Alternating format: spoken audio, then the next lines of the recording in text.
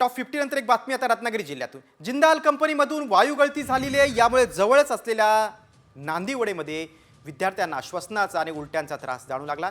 आतापर्यंत 34 विद्यार्थ्यांना उपचारासाठी जिल्हा शासकीय रुग्णालयात दाखल करण्यात आले। काही विद्यार्थ्यांना आता खासगी रुग्णालयात देखील उपचारासाठी दाखल करण्यात आलेले आहे। कंपनीत मेंटेनन्स सुरू असतानाच गॅस लीक झाल्याचा संशय व्यक्त होतोय, त्यामुळे विद्यार्थ्यांना त्रास सुरू झाला। रत्नागिरी जिल्ह्यातील ही घटना आहे। जिंदाल कंपनीमधून वायू गळती झाल्याची तक्रार आहे। वायू गळतीमुळे विद्यार्थ्यांना त्रास झाला।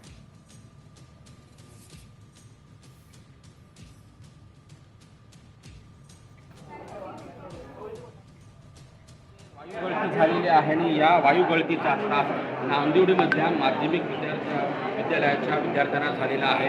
जवळपास 53 विद्यार्थ्यांना या वायू गळतीचा त्रास झालेला आहे। यामध्ये विद्यार्थ्यांना उलट्या होत होत्या, त्याचबरोबर श्वसनाचा देखील मोठ्या प्रमाणात त्रास होता।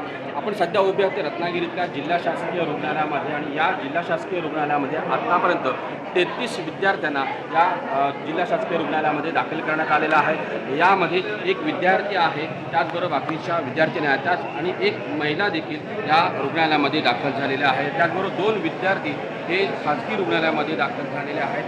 प्राथमिक माहिती अशी येते की जिंदाल कंपनीमध्ये टाक्यांच्या मेंटेनन्सचं काम सुरू होतं आणि या टाक्यांच्या मेंटेनन्सच्या कामाचा जो गॅस होता तो लिकेज झाला आणि त्या लिकेजमुळे या विद्यार्थ्यांना